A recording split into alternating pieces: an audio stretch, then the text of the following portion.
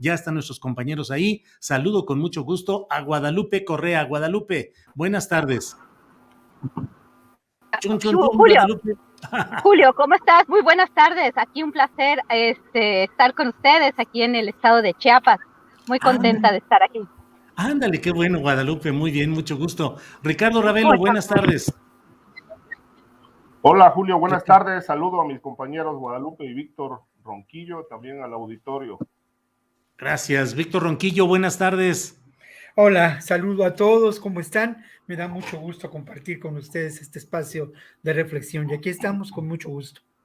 Guadalupe, pues ya que estás tú en un lugar donde no vaya a ser que haya algún problema de internet, comenzamos contigo, Guadalupe. ¿Cómo has visto este tema que creo que no le hemos dado los medios de comunicación la suficiente atención de el hallazgo formal de el espionaje que se practicó contra quienes estaban a su vez investigando en términos periodísticos y de defensa de derechos humanos el tema desastroso de San Fernando, Tamaulipas? ¿Cómo has visto, Guadalupe? Me parece un tema muy interesante por el tiempo, la cobertura. Definitivamente, creo que tenemos que ser muy claros en esto. Creo que cualquier defensor, abogado que trabaja con víctimas, grupos que trabajan con víctimas y que han hecho un buen trabajo, pues debemos de respetar la labor y bueno, pareciera ser que durante el sexenio de Enrique Peña Nieto, pues esto no es un caso aislado. El tema del espionaje telefónico, ya lo hemos hablado en varias ocasiones, se ha hablado en varias ocasiones, y pues sí, o sea, ¿quiénes fueron los objetivos? Defensores, periodistas, una serie de personajes que eran antagonistas al régimen.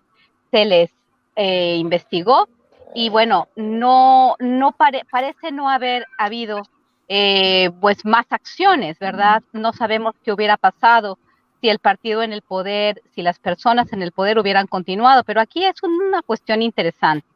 ¿Quién hace, esto me parece muy grave que por estar haciendo ciertos trabajos que también tienen que ver con el caso Ayotzinapa, porque dos de las defensoras de las personas que también estuvieron en bueno, que sus comunicaciones estuvieron siendo investigadas, que hubo espionaje en contra de ellas, pues también estuvieron relacionadas con investigaciones relacionadas con el caso Ayotzinapa y San Fernando.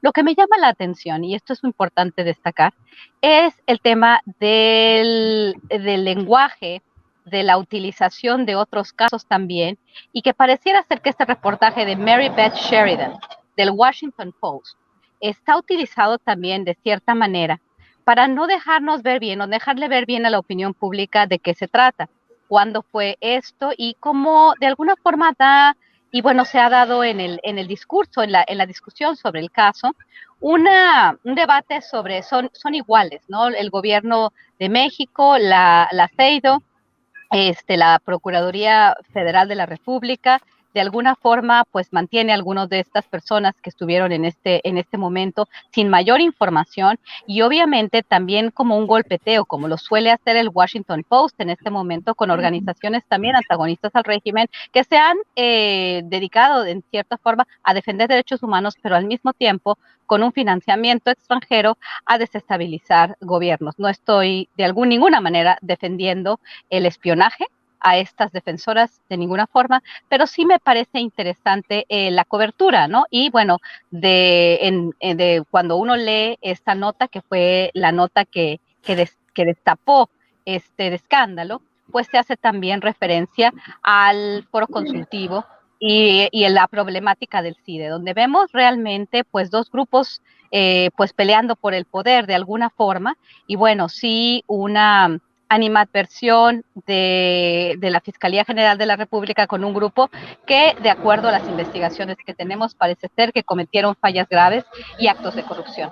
Pero también está muy interesante, o sea, es interesante poder ver lo que dicen este tipo de reportajes, ¿no? Cómo están utilizados, dónde y cuándo, y cuál es el lenguaje que se utiliza y para qué se utiliza. Es importante entender un poquito mejor el tema y por qué se les investigó, tener más información. A mí me gustaría conocer un poco mejor por qué se les incluyó en esta lista, si realmente la acusación fue relacionado con su trabajo para violarle sus derechos. Eso también deberíamos de investigarlo mejor. Y si fue así, yo creo que lo que se tiene que hacer es realmente pues hacer, o sea, realmente entender cuáles son los detalles del actuar de la anterior Procuraduría General de la República, de Arely Gómez y su equipo, el Aceido, para realmente poder evaluar mejor esta situación. Porque también de alguna forma se utilizan este tipo de noticias muchas veces para hacer ver que la cuestión de la Procuración de Justicia, lo cual es cierto, está muy, muy mal, pero quisiera saber mejor cuáles fueron los móviles, los detalles, y además de esto, realmente, si hubo violación por parte de personal de la Fiscalía General de la República, del Aceido, ¿por qué se hizo esto? Que tendríamos que llegar al final. Y creo que en este sentido sí es una obligación, una responsabilidad del gobierno de México, pues saber mejor qué fue lo que sucedió, y realmente creo que no podemos dejar esto en la ignominia y ver quiénes han estado vinculados a este espionaje telefónico, a este espionaje a activistas y a personas antagonistas al régimen, incluyendo periodistas. Gracias. Bien, Guadalupe, gracias. Ricardo Ravelo, ¿qué opinas de este tema? ¿Qué opinas de los detalles? ¿Qué opinas de los señalamientos que han hecho de que varios de los personajes que acompañaron estas investigaciones de defensoras de derechos humanos, de periodistas, eran al mismo tiempo quienes las estaban espiando y que siguen en la Fiscalía General de la República y a cargo de investigaciones delicadas? ¿Qué opinas, Ricardo?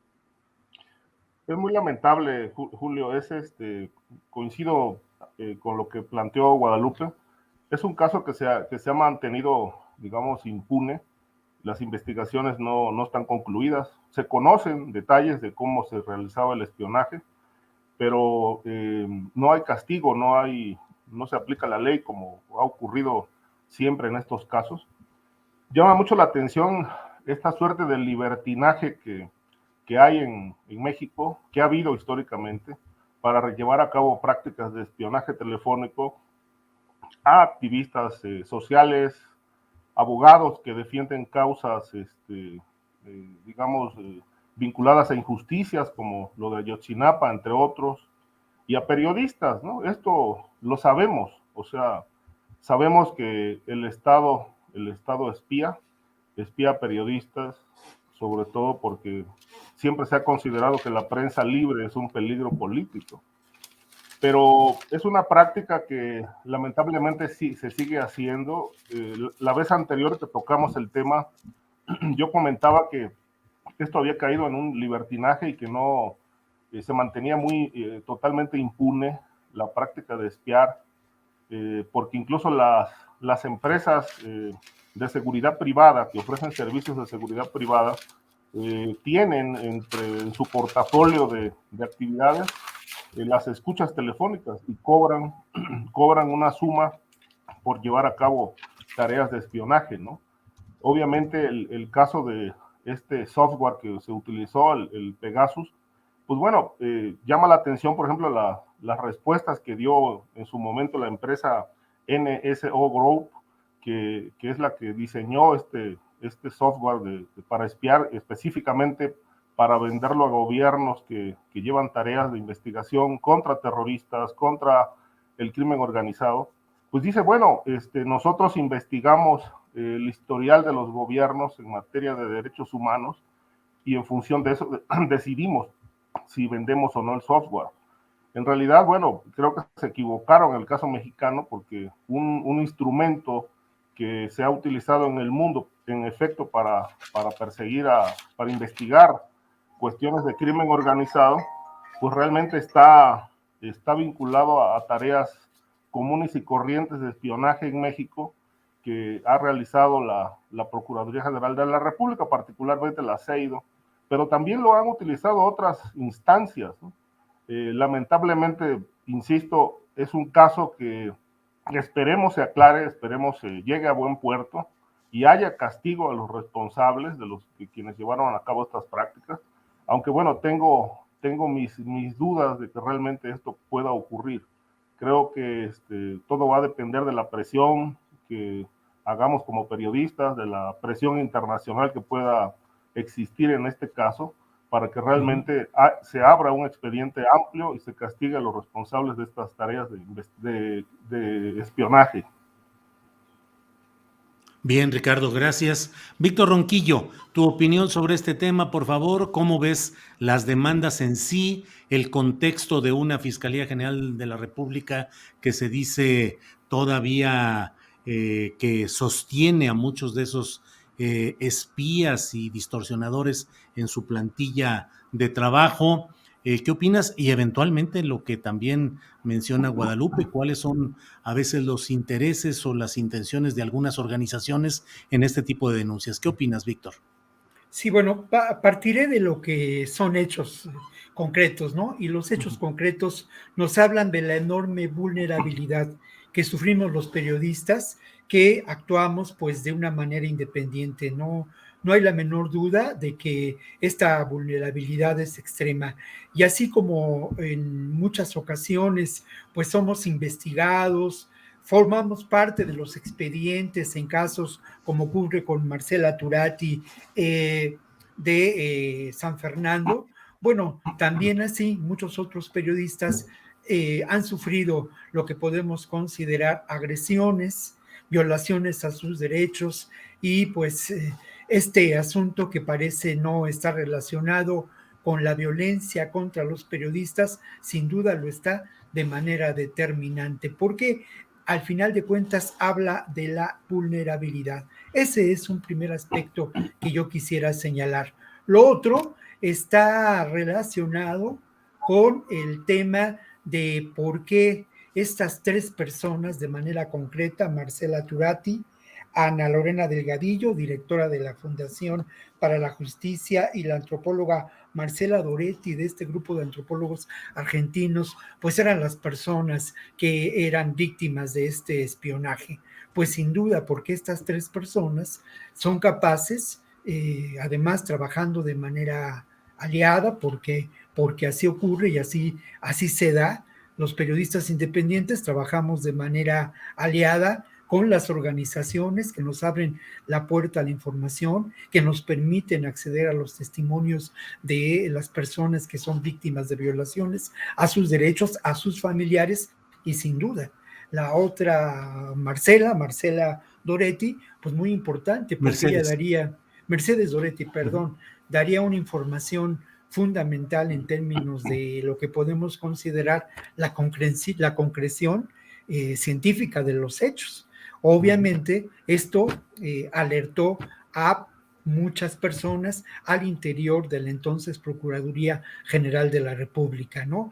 No es casual que estas tres personas hayan sido las víctimas de este espionaje. Y lo otro, y esto también tiene que ver con lo primero que señalaba, el que estas personas hayan sido espiadas, investigadas, pues las pone en un riesgo, ¿no? Porque al final de cuentas, quienes sin duda realizaron este espionaje, pues a su vez están relacionados con quienes perpetraron el crimen de una manera o de otra. Y obviamente, o esta serie de crímenes terribles de San Fernando, y de una manera o de otra, pues resultarían peligrosas para dar a conocer una versión distinta, que por cierto en este caso no tenemos una verdad histórica, pero tenemos la enorme impunidad de los hechos, ¿no? Entonces creo que es altamente preocupante. ¿En qué momento se da a conocer esta información? Bueno, se da a conocer en un momento donde, y bueno, quizá ya lo reflexionaremos más adelante, en donde precisamente toda la estrategia de seguridad del actual gobierno pues está puesta en tela de juicio, ¿no?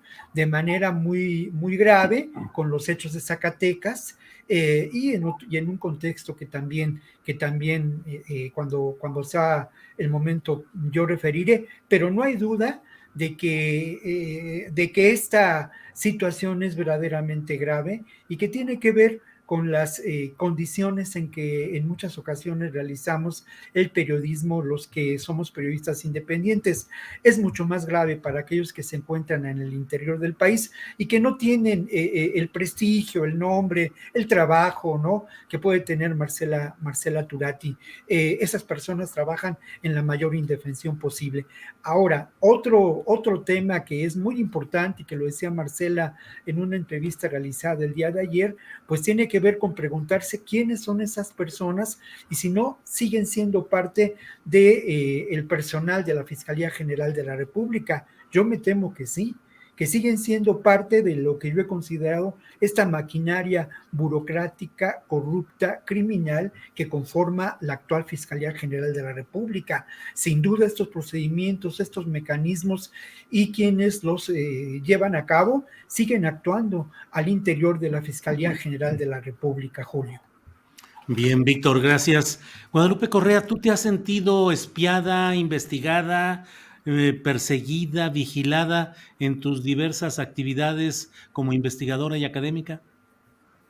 Mira, Julio, el tema del espionaje, el tema de la independencia, de la privacidad, es un tema que desafortunadamente pues aplica para todos. Este espionaje, esta forma, ¿no?, de que las redes sociales se han utilizado, esta información que fluye por todos lados, la capacidad tecnológica, cada vez nos hace más vulnerables a este tipo de, pues, de espionajes y de estas cuestiones, ¿no?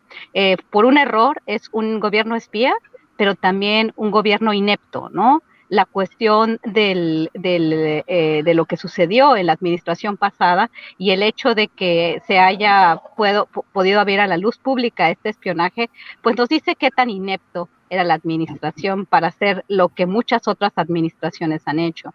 Inclusive, bueno, Estados Unidos espía a otros gobiernos, espía a su propia gente, el gobierno de Estados Unidos, el gobierno de Rusia, el gobierno de China, todos los gobiernos. Creo que cada vez somos más vulnerables a toda esta andanada tecnológica y realmente no tenemos la posibilidad de actuar de forma libre hoy por hoy, ¿no? Por muchísimas cuestiones. Y mientras más poderosos son los gobiernos son poderosos y tienen más capacidad de espiar a su población. Pero bueno, mientras más poderosos son los gobiernos, también espían a personajes incómodos de otros países. Y bueno, no con eso estoy diciendo que me conformo y que realmente deberíamos de, pues, dejar pasar, porque así es la vida. Pero en realidad, bueno, tu pregunta es si me he sentido espiada, si me he sentido vulnerada en mi privacidad, pues definitivamente. Y como yo, todos los demás ciudadanos en nuestros países, en México y también en los países más desarrollados, que es donde se tiene más acceso a este tipo de tecnologías. Por el otro lado, quiero solamente mencionar una cuestión que me parece fundamental, el tema de los desaparecidos, esta agenda de entender qué fue lo que pasó en San Fernando, qué pasó en Cadereyta, que era pues la investigación que está haciendo la Fundación de Ana Lorena, un trabajo muy loable, pero también a mí me gustaría saber un poco más sobre esta agenda de desaparecidos en medios y ONGs, hacia dónde vamos y finalmente, ¿quién financia pues estas agendas de dirección de ciertas investigaciones? Que me parece muy importante, pero me parece muy importante más que simplemente enfocar la visión y la retórica en relación con el Estado, ir más allá. Lo que sucedió durante la guerra contra las drogas en México tiene que ver con una estrategia pues avalada en el marco de la iniciativa Mérida, ¿no? Donde muchos más actores participaron y no solamente el Estado mexicano. El Estado mexicano fue un gran actor, una cuestión que debemos de entender más allá de un concepto de Estado, sino de un concepto de gobierno. ¿Qué pasó durante la administración de Felipe Calderón, durante la administración de Enrique Peña Nieto? ¿Quiénes han sido los responsables? Y más allá. Hoy por hoy, un señor está esperando un juicio en Estados Unidos donde al parecer hubo colaboración entre autoridades de dos países, de Estados Unidos y de México. Deberíamos de también hacernos estas preguntas, ¿no? Los desaparecidos y los responsables de los desaparecidos tienen nombre y apellido y no solamente nacionalidad mexicana. Eso me parece muy importante destacar. Muchas gracias.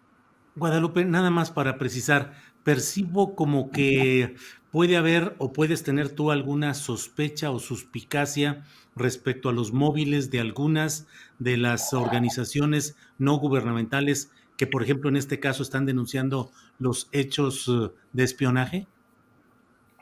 No estoy, no tengo, como mencionó Víctor, ¿no? Vamos a tenernos a los hechos. Sin embargo, bueno, sí hay también los hechos.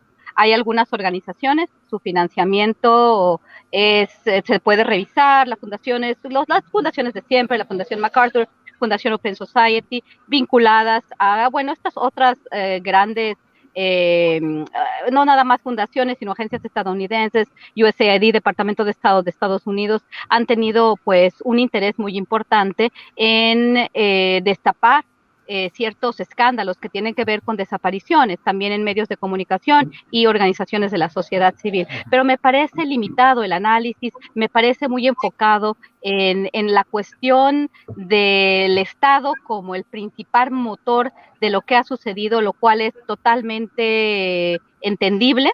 Sin embargo, creo que obscurecen nuestro entendimiento de muchas más condiciones del entorno, de quién apoyó, quién promovió, quién dio entrenamiento a las Fuerzas Armadas en ciertas organizaciones, cuando este ente etéreo del Estado, con una agenda que, que, que tiende a apoyar, ¿no? De alguna forma ciertos intereses internacionales. No Sí. estoy argumentando ninguna conspiración, simplemente me parece interesante hacia dónde va y lo limitados a muchas veces de los resultados y del análisis sobre lo que está Sí. sucediendo en México con relación al tema de los desaparecidos. Creo que Bueno. voy a investigar mucho mejor este caso, pero sí me llama la atención como muchos medios de comunicación que reciben financiamiento extranjero están vinculados directamente a la agenda de desaparecidos y quiero entender mejor por qué y sin tratar de abrir un poco más o tratando de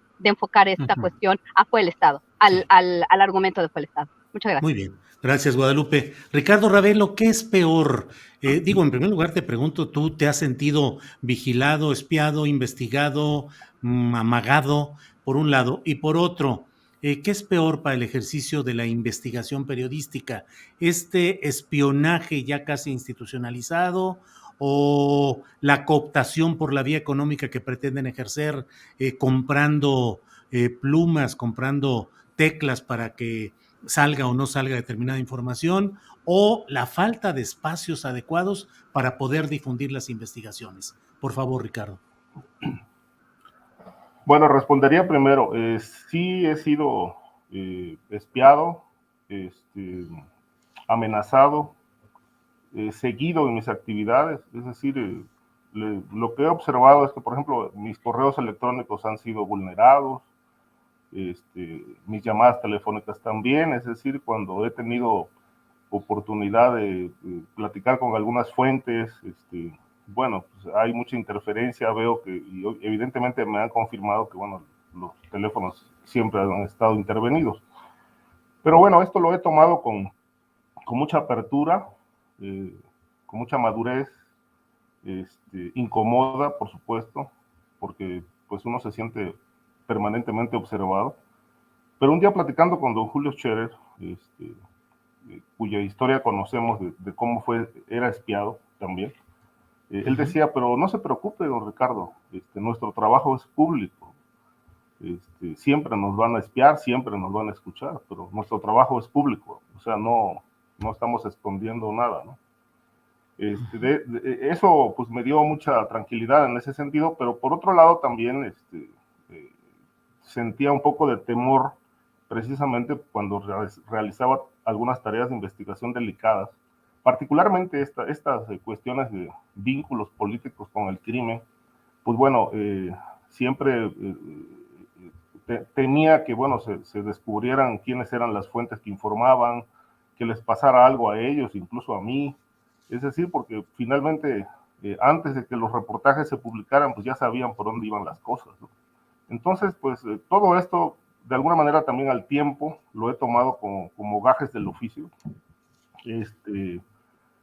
porque pues es una práctica constante, permanente, de ciertos gobiernos, ¿no? Yo recuerdo haber sido una de las primeras datos que tuve de que yo era espiado fue cuando yo era corresponsal de la revista Proceso en Veracruz y publiqué un reportaje de un personaje llamado Arturo Izquierdo Ebrard, que era fue socio de Félix Gallardo.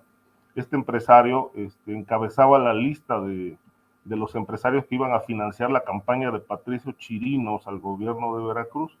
Y entonces quien llevaba a cabo todas estas prácticas de espionaje era Miguel Ángel Yunes, era el secretario de gobierno entonces allá en el estado de Veracruz, y a él se le atribuyó pues que manejaba todo el espionaje, amenazaban a periodistas, a mí me llamaban a las 2, 3 de la mañana para amenazarme, entonces pues todo esto era parte de la incomodidad que se vivía ya en aquel tiempo, ¿no? Ahora, ¿qué es peor, dices, en las investigaciones? Pues bueno, primero que nada se pone muy en riesgo las fuentes y obviamente uno también corre demasiados riesgos cuando está siendo espiado, cuando va uno a ciertas entrevistas, a buscar información, a contactar a fuentes que pues están apoyando en ciertas tareas de investigación. Creo que esto nos hace sentir muy vulnerables, ¿no? Demasiado vulnerables, de que antes de que uno esté ya con la fuente, ya saben a qué horas va a ser la cita, etcétera. Y la corrupción, evidentemente, el gobierno, los gobiernos siempre se han, pero sobre todo los gobiernos corruptos, ¿no? Que hemos tenido a lo largo de tantos años, siempre les ha incomodado una prensa libre, ¿no? Porque como decía yo hace rato, la han considerado un peligro político. Y entonces, bueno, el billete ha circulado en medios, ¿no? Yo recuerdo en algunos periódicos que tuve la oportunidad de trabajar, pues así se hacía, llegaban los funcionarios con maletas de dinero a parar la información y ya los temas no se publicaban más. Entonces, creo que la falta de espacios siempre ha sido un problema en México. Afortunadamente hoy con las tecnologías, pues se han abierto espacios como este, muy importante, otros también que son importantes, que llevan a cabo una labor informativa transparente, crítica. Me parece que aquí pues la sociedad gana mucho con estos espacios donde se pueden decir las cosas como son.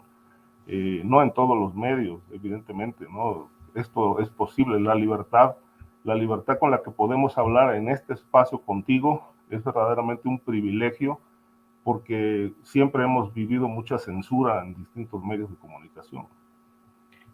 Bien, Ricardo, pues gracias. Víctor Ronquillo, ¿cuál ha sido tu experiencia? ¿Espionaje, seguimiento, acoso? ¿Cómo te has sentido en el ejercicio de tus investigaciones, recopilación de información?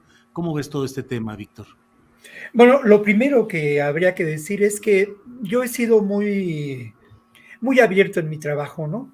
No he tenido limitaciones en cuanto a exponer lo que estoy realizando. En ocasiones he publicado los fragmentos de los libros en revistas, en periódicos a lo largo de muchos años, y eso creo que ha permitido que esa apertura no me haya generado mayores tensiones, ¿no? Sí, en algún momento alguna amenaza velada, ¿no? En Torreón, por ejemplo, ¿no? O en Culiacán, pero no he sufrido las amenazas, las agresiones que han sufrido muchos colegas, ¿no? Por otra parte, creo que esto tiene que ver mucho con quienes yo he considerado fuentes de información confiables, ¿no?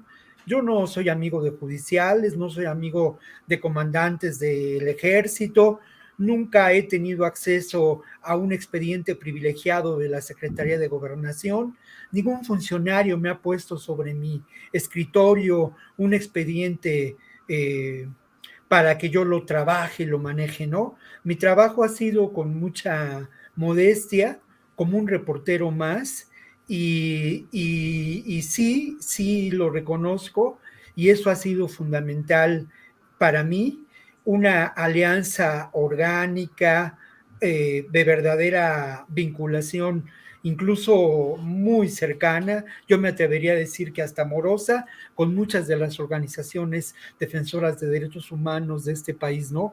Con personajes entrañables como David Fernández, como Abel Barrera de Tlachinolan, David Fernández, que en su momento fue director del Centro de Derechos Humanos Miguel Agustín Pro, y con organizaciones en Ciudad Juárez, en Torreón, en Chiapas. Eso ha sido para mí clave y determinante, de tal modo que mis fuentes de información han tenido que ver más con estas organizaciones distintas, muy distintas, a Mexicanos Unidos contra la Corrupción, por ejemplo, ¿no? Pero muy, muy diferentes, con una afiliación y con una genealogía totalmente distinta, ¿no? Y un origen determinante vinculado a la construcción de la cultura de derechos humanos en este país. Y obviamente esa posibilidad de esa vinculación con estas organizaciones, pues me ha permitido también tener acceso a muchos testimonios de personas que han sufrido violaciones de los derechos humanos y esa actuación o esa vinculación, pues también me ha permitido tener en claro a quién le doy voz en mi trabajo, a quién se le he dado, ¿no? Sí, lamento mucho las limitaciones que encontramos, los espacios que nos son negados, pero por otra parte también estoy de acuerdo con Ricardo en que se abren otros muchos espacios y el que al final de cuentas esos espacios uno lo construye con el trabajo cotidiano, ¿no? Yo me precio de haberme reconocido como un periodista de izquierda y progresista y vinculado a estas organizaciones desde hace muchos años. Y pese a ello, pues he logrado vivir de mi oficio modestamente, pero vivo de ello. O sea, eso es importante, ¿no? Lo otro, Julio, yo sí te quiero decir por último, nada más un pequeño apunte, ¿no? Mira, en cuanto yo realicé mucho trabajo de investigación en una época relacionada con lo que podemos considerar el fenómeno del narcotráfico. Justamente cuando el fenómeno del narcotráfico se volvió parte del discurso oficial de Felipe Calderón y cuando la investigación de este fenómeno estaba muy circunscrita a las fuentes oficiales, yo pues de alguna manera volví a mis orígenes, que fueron el periodismo cultural y el periodismo que reivindica los derechos y que está a favor de la defensa de esos derechos civiles. Entonces, y desde entonces he estado en ello. O sea, hace muchos años que no publico un libro vinculado y que no hago un programa de televisión ni que vinculado con el tema del narcotráfico de una manera así aislada. El trabajo que hago es un trabajo vinculado a la defensa de esos derechos y a un periodismo pues que sí tiene desde mi punto de vista, y lo digo con mucho orgullo, una entraña de izquierda, ¿no? Bien, gracias Víctor Ronquillo.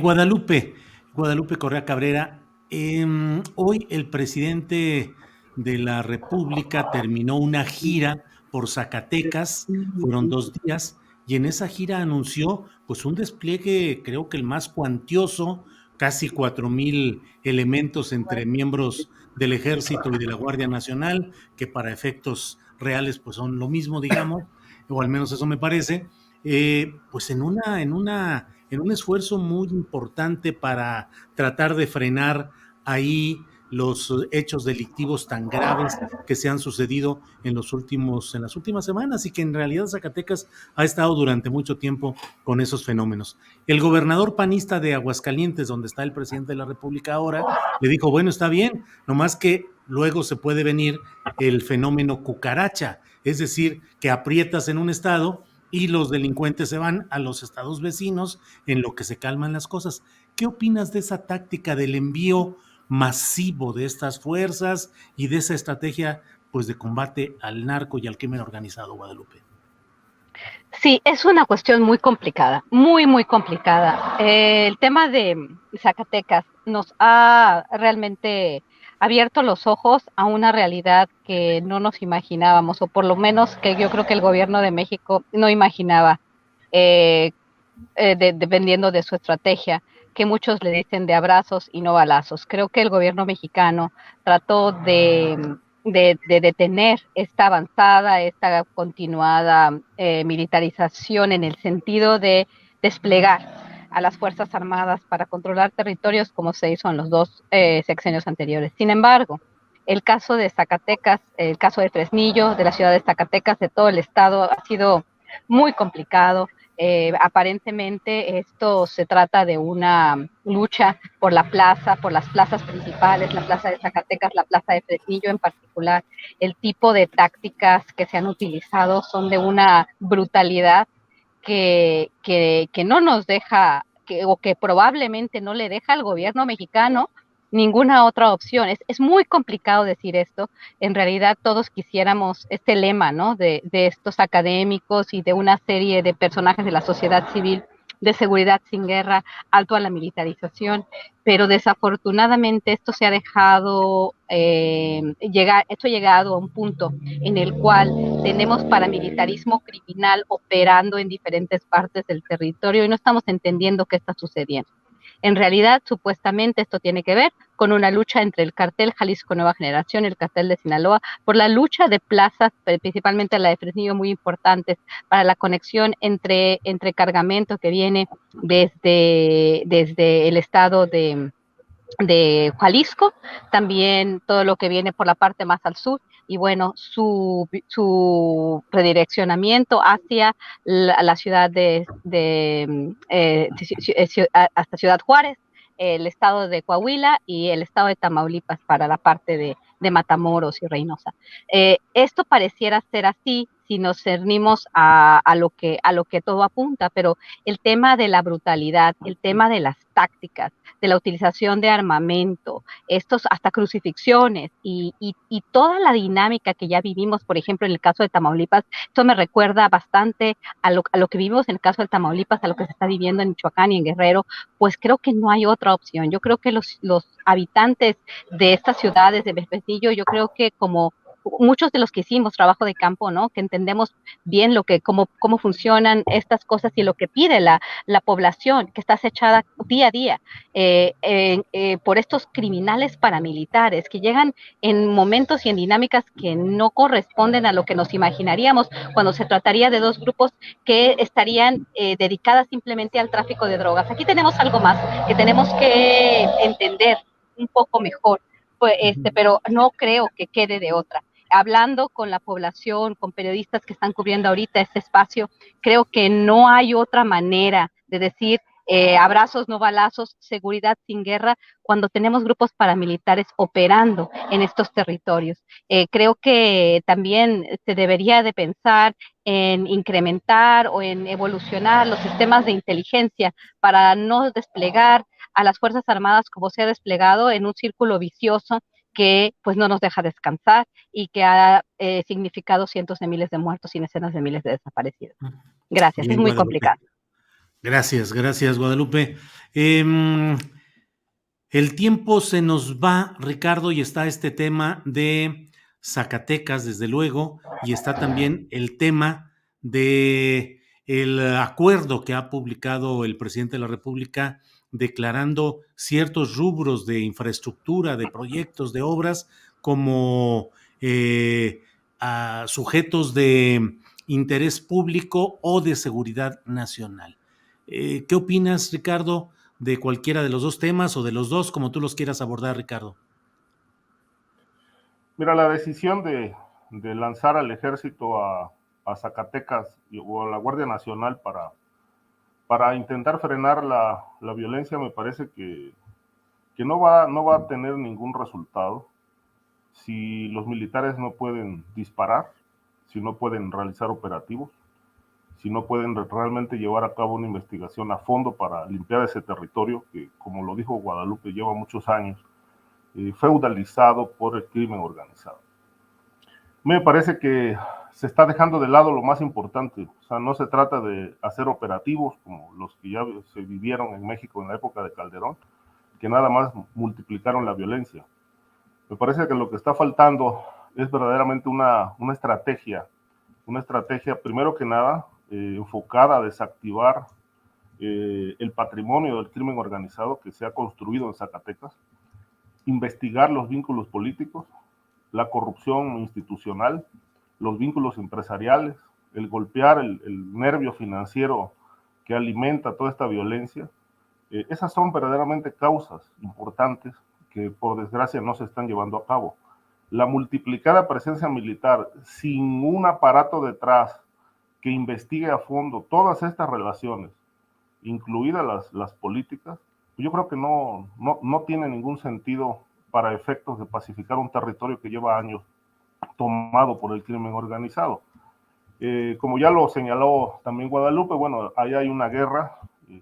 Solamente añadiría que además de Sinaloa y Cártel de Jalisco, que son dos grupos poderosos ahí en disputa, también están los talibanes, el Cártel del Noreste y un residuo de los Zetas o Cártel del Golfo, más bien Cártel del Golfo, que también están afincados en varias zonas. La violencia se ha exacerbado pues, por varias razones. Hay un mercado importantísimo ahí de drogas sintéticas, hay conexiones, porque es un estado privilegiado en cuanto a su ubicación geográfica, y además la vinculación que hay de actividades de la minería, que es, como se sabe, muy interesante para el crimen organizado. Bueno, son factores que detonan corrupción, violencia, cobro de piso, todo un caos. Y lo que vemos es un gobierno rebasado completamente, tanto a nivel estatal como federal.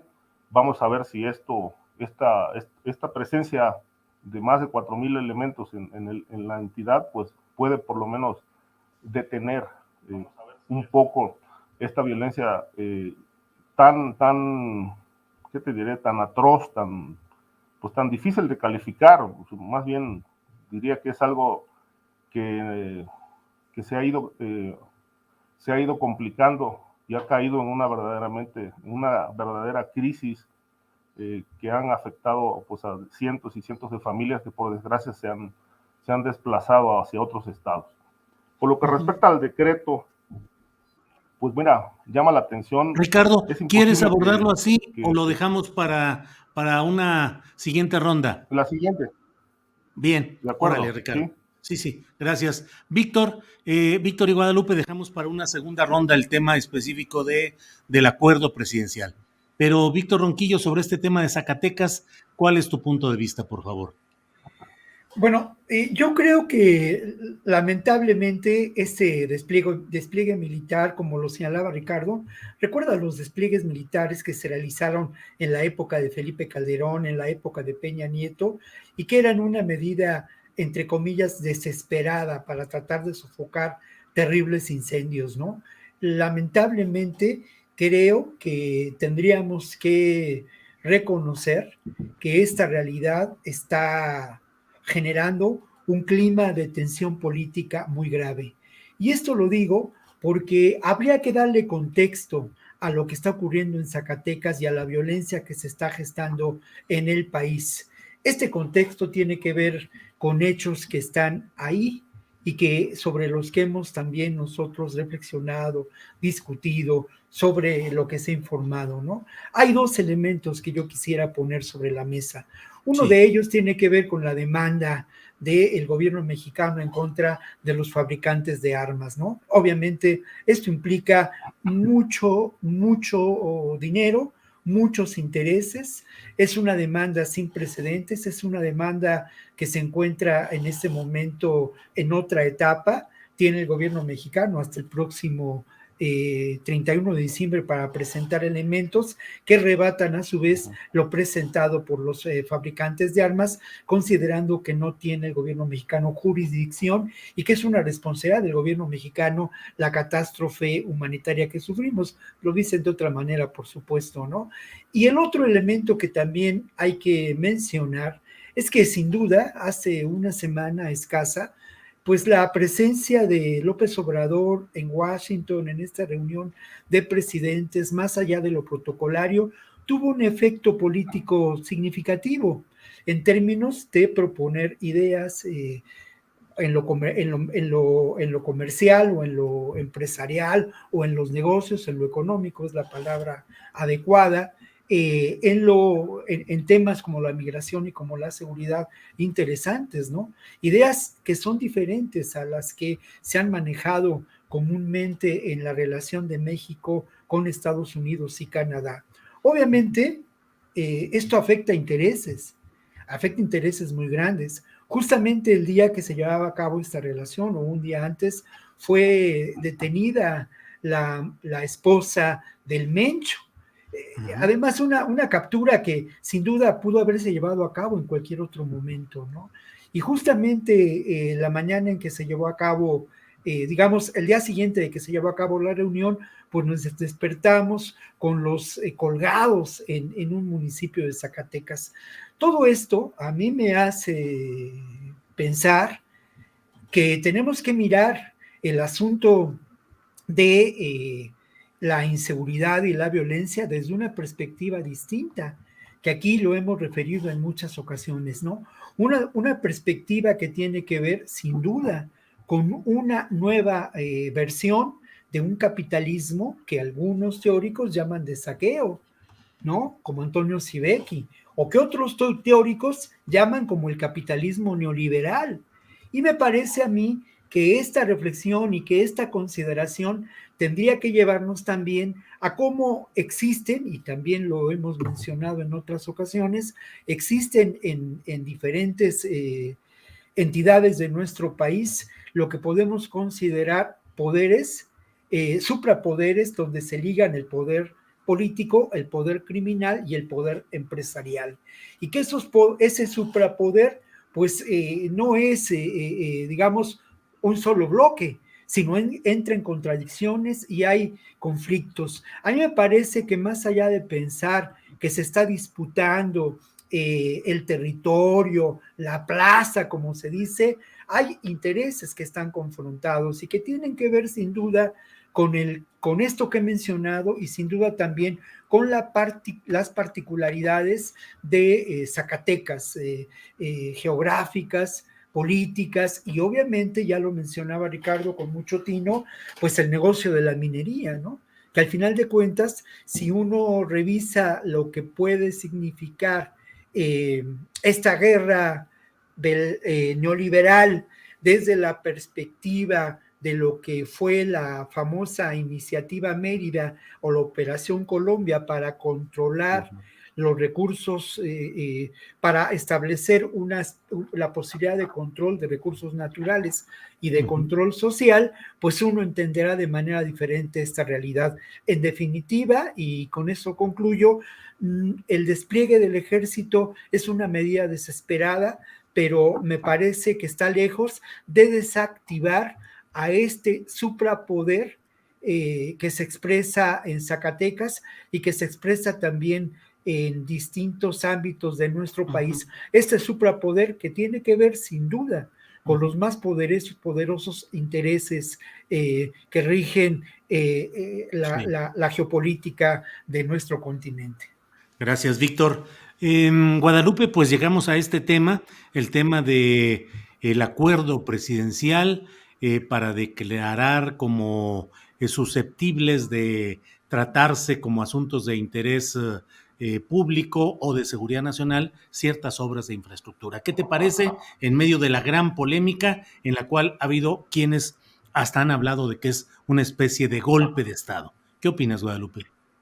Sí, es un tema complejo y es un tema que va a requerir, obviamente, una discusión que va más allá de lo académico, de la comentocracia, sino que se va a llevar al plano legal. Y aquí sí vamos a ver qué es lo que sucede. Sabemos que tenemos un país donde pues el gobierno mexicano tiene sus intereses, tiene sus prioridades, el presidente tiene sus proyectos prioritarios y también la oposición tiene como prioridad pues que estos proyectos no lleguen a buen término y se han dedicado pues a tratar de deslegitimarlos de todas maneras, ¿no? Y lo van a seguir haciendo. Y entonces, en realidad, lo que va a pasar, lo que probablemente el gobierno quiere que no pase, porque si no pasa no se va a consolidar el proyecto de la Cuarta Transformación, pues es evitar a toda costa haciendo uso de instrumentos legales como un decreto, ¿no? Que vamos a ver si este decreto prosigue o este decreto se detiene. Con la información que se puede tener acceso, pues se puede detener el avance de los proyectos y puede ser que los proyectos nunca terminen. Y esto es muy importante, es un golpeteo entre un grupo de poder, del grupo que está en el poder y quien tuvo el poder y quiere a toda costa acabar con con esta eh, con este deseo delegado, ¿no? Por parte de Andrés Manuel López Obrador. Creo que en los hechos, ya José Ramón Cosío dijo que era inconstitucional, pero bueno, como toda decisión que podría llegar a la Suprema Corte de Justicia de la Nación, que se va a discutir en diversos estados, pues se va a hacer así. Definitivamente sí es una cuestión de transparencia que se le está negando a los ciudadanos con sus impuestos, pero también se eligen a ciertos gobiernos para hacer ciertas obras y lo que considera el presidente que es necesario para el país, bajo su perspectiva, bajo la perspectiva que fue votado, pues bueno, él hace uso de ciertas medidas, como se hace en otros regímenes presidenciales, en el caso de Estados Unidos como acciones ejecutivas, y bueno, en una democracia donde hay balance de poderes, vamos a ver, no se ha dado la última palabra, y creo que muchas veces este uso de adjetivos como los golpes de Estado y ciertas cuestiones que van más allá de lo que debemos de utilizar, de frases que describan una realidad, pues sí son un poco excesivos, porque tenemos, pues, no se puede hacer lo que dice el presidente. ¿Por qué? Porque hay otros poderes que pueden hacer efectivo los derechos de los ciudadanos mexicanos, si así se considera, ¿no? Hay otros recursos y todavía queda mucho camino por recorrer. Bien, Guadalupe, muchas gracias. Ricardo Ravelo, ¿qué opinas ahora sí sobre el tema del acuerdo presidencial y todas las discusiones y polémica que se ha desatado? Mira, es muy polémico por donde se le mire, Julio. Llama mucho la atención que el presidente haya tomado esta decisión de darle un manotazo a la transparencia que él mismo ha pregonado a lo largo de estos años de gobierno. Un hombre que se ha apreciado de esto, de la transparencia, pues hoy prácticamente la sepulta con este decreto que impide el acceso a la información y que la sociedad tenga información puntual sobre pues cuentas, contratos, presupuestos, en fin, detalles de todas estas obras emblemáticas de la Cuarta Transformación. Curiosamente, la decisión la toma el presidente cuando empezaron a surgir datos, evidencias de corrupción con las empresas militares y no militares, contratos amañados, contratos con empresas presuntamente fantasmas, detalles, documentos que, bueno, hasta hoy han sido irrefutables. Entonces el presidente, ¿qué está cuidando con todo esto? Está cuidando el aspecto político. Es decir, por supuesto que hay corrupción, pero lo está cuidando muchísimo de cara a lo electoral que viene el año entrante, con las gubernaturas que se van a renovar, y obviamente de cara también al proyecto del 2024, que bueno, él ya lo ha ido adelantando muchísimo con digamos, esta promoción de ciertos personajes de su gobierno que pueden ser candidatos a la presidencia de la República. Está cuidando muchísimo el capital político que dispone, que no le abollen esta imagen que se ha construido y que se exhiba realmente que hay algunas irregularidades en contratos, como ya se ha dado a conocer, y que no se investigan, obviamente, porque el tema del ejército no es de ahora, viene desde hace tiempo ya muy bajo cuestionamiento el asunto del mal manejo de los recursos. Entonces, pues él lo blinda completamente, lo blinda, tiene sus argumentos, los justifica, pero bueno, inevitable la polémica, inevitable las dudas, inevitable pues todas las reacciones que ha habido, sobre todo porque él mismo va contra su propio discurso. No hay ni conservadores ni eso, es un argumento que él siempre recurre, pero el que está contra su propio discurso es él mismo con las decisiones que ha tomado, tratando de tapar un problema de corrupción, pues dice, bueno, pues cerramos la transparencia, no hay información sobre esto y síguele para adelante, y lo que pide es que pues la gente le crea, simplemente. No estamos haciendo ningún acto ilegal, aquí no hay corrupción, no somos iguales, pero bueno, todo esto es discurso. En los hechos, pues huele bastante mal ese asunto de los contratos. Gracias, Ricardo Ravelo. Víctor Ronquillo, son las 3 de la tarde, estamos ya en la parte final de este programa. Te toca cerrar con tu comentario sobre este asunto del acuerdo presidencial. Por favor, Víctor Ronquillo.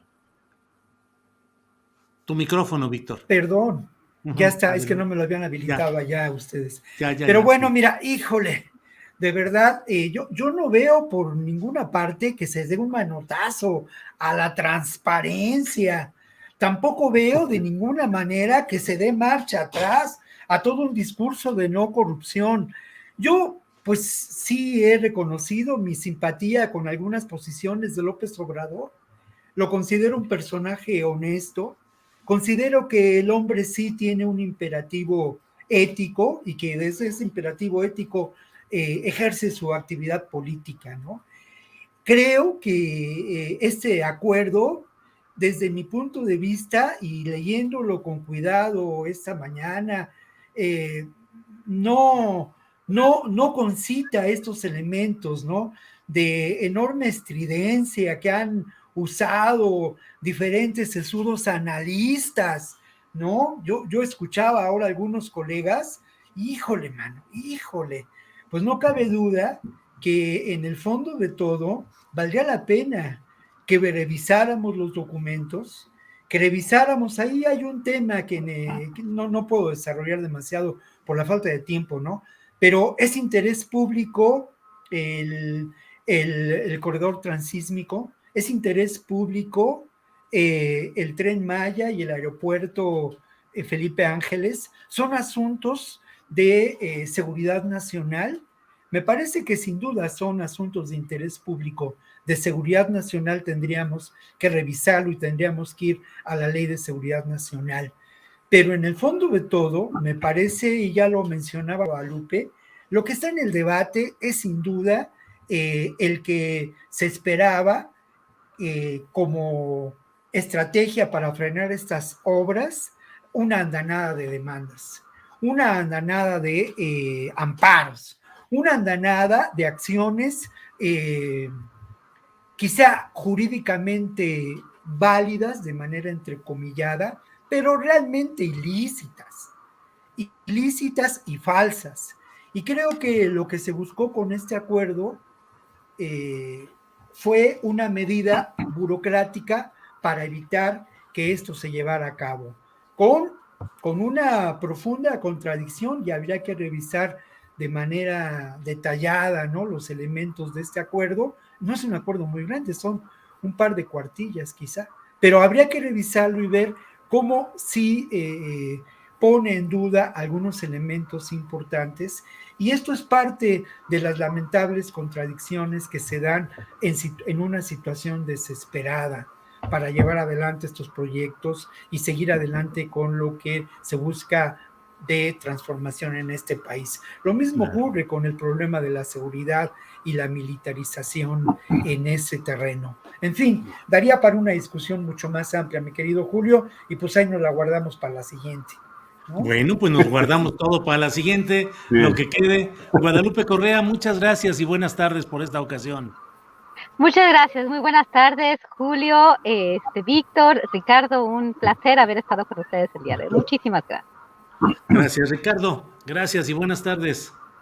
Igualmente, Julio, buenas tardes. Un saludo a mis colegas Víctor y Guadalupe, también al auditorio que nos ha seguido. Gracias. Víctor Ronquillo, gracias y buenas tardes. Oh, pues muchas gracias a ti, Julio, gracias a Ricardo, a Guadalupe y al público que nos ha escuchado. Muchas gracias. Nos encontramos la siguiente vez. La siguiente vez. Muchas gracias.